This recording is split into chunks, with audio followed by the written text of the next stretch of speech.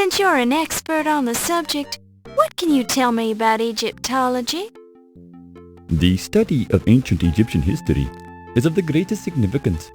Many of our modern religious customs originated in the ancient world. The time of the great pharaohs and of the great Egyptian gods was the peak of human civilization. Our modern society is a mere shadow of its former glory when compared to the pinnacle of human development reached by the ancient Egyptians. They knew the truth, and the truth was Amon-Ra. He led Egypt to world domination. Aren't you exaggerating just a teensy bit? I would not expect you to understand. You are not an Egyptian, and you are a woman. What's that supposed to mean? I grow tired of this topic. Speak of something else if you wish to continue our conversation.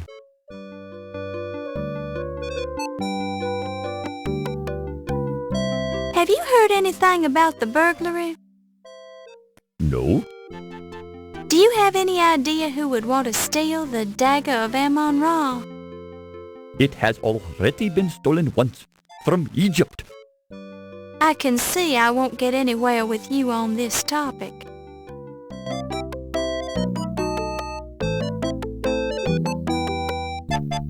Would you say this has been a good year for you, sir? No. The great treasures of my country's past are leaving Egypt in a flood greater than the Nile. As I understand it, artifacts only leave your country with the approval of the Egyptian Antiquities Service. Bah! The Antiquities Service is a tool of the British. If they want to steal something, they steal it, just like the ancient tomb robbers. But they will pay, just as the tomb robbers paid whenever they were caught. That almost sounds like a threat.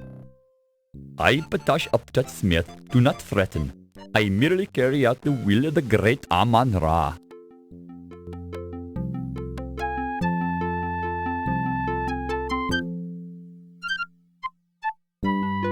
I can get my own drinks, thank you.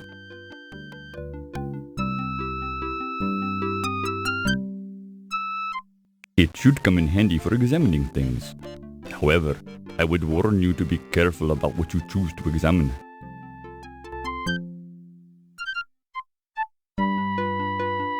Taking notes is a typically American thing to do. In Egypt, we remember everything we need to know because our mental capacities are greater. I forget nothing.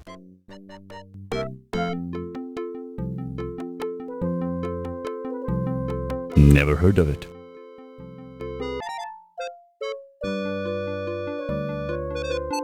So far, I find the police in your country to be very ineffective. The Egyptian authorities would have captured the dagger thief by now, and they probably would have cut his hands off. Cut his hands off?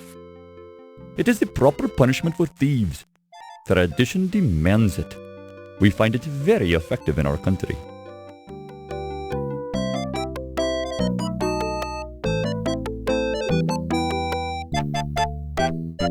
You already asked me that, you silly female.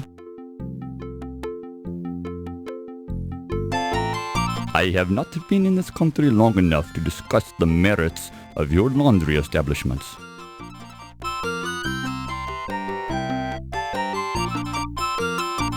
I arrived there on the Andrea Doria 1 week ago.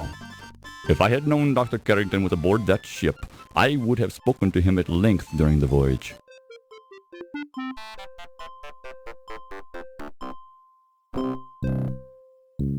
This could be a fine museum if the management would return its stolen Egyptian artifacts to their proper home.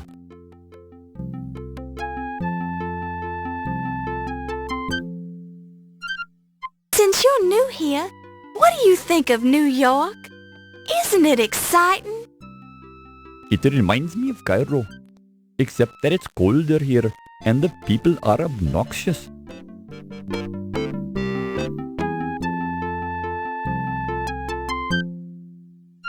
My English is not good enough to speak easy, but I think it's improving.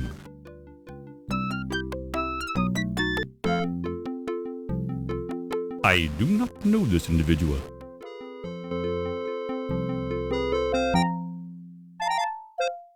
You dare to mention his name to me? He is the blasphemous temple destroyer and tomb robber who stole the Dagger of Amon Ra from Egypt. He will know the full force of the curse of the pharaohs. The curse of the pharaohs? What's that? The defilers of the great Egyptian tombs and temples will all die as a result of their crimes. The gods themselves will punish them.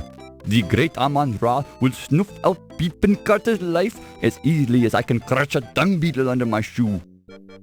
How will this happen? Amon Ra works in mysterious ways. You will have to wait and see.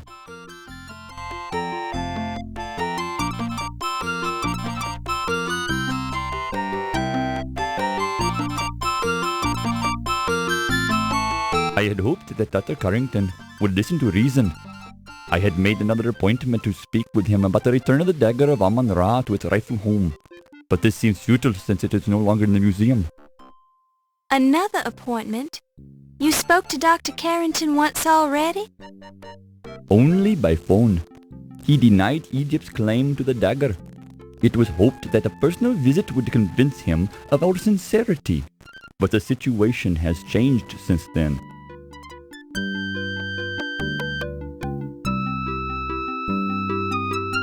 I believe he's investigating the burglary of the Dagger of Amon Ra. Perhaps, if he'd stopped drinking, he might have a chance at finding it.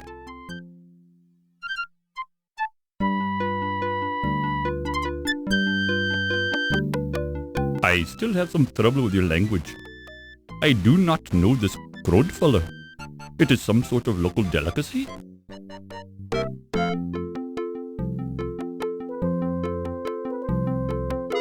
I do not understand the term low-fat.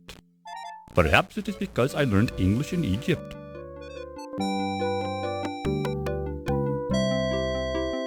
The English longbow was a formidable weapon. The English won the Battle of Agincourt against formidable odds because they were equipped with longbows. I said John bow, not longbow. I've never heard of a John bow. It must have been an American invention.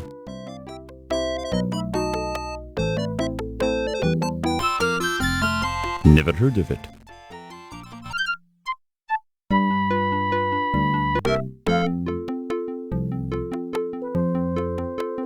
Dr. Miklos is very well educated for a woman.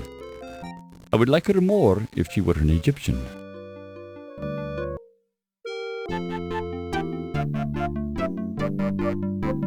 Ah, a delightful girl.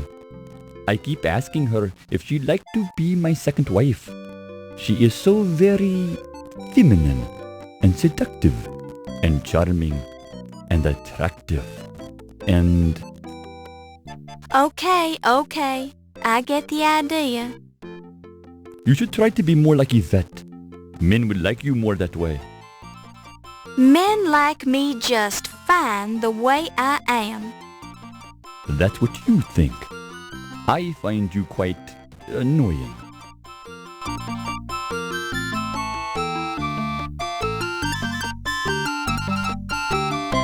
Heimlich is that annoying guard who works here.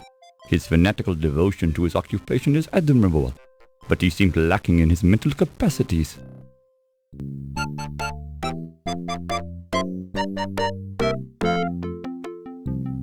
Do you know Steve Dorian? He works at the docks.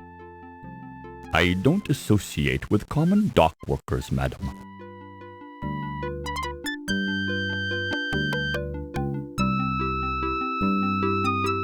I have only met her briefly, but she seems to have a sincere concern about my problems.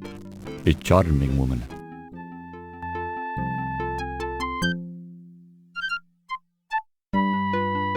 Ramses I was pharaoh during the 19th dynasty, from 1307 to 1306 BC, but Ramses II made more of an impact on ancient Egypt. Ramses II was responsible for gargantuan construction projects which left his mark on the face of Egypt for thousands of years. I admire his great works and hope to emulate his feats someday. Actually, I was referring to Ramses Nagia. Nigeria's... never heard of him. Are you sure you don't know him? No, I mean, yes. English is such a difficult language. Good evening, Dr. Miklos. Oh, good evening, Miss Bo.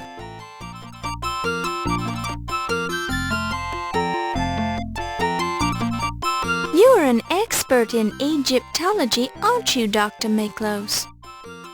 Well, yes, I suppose I am. I have been fascinated with the ancient Egyptians since I was a tiny girl. They loved death like you Americans love baseball.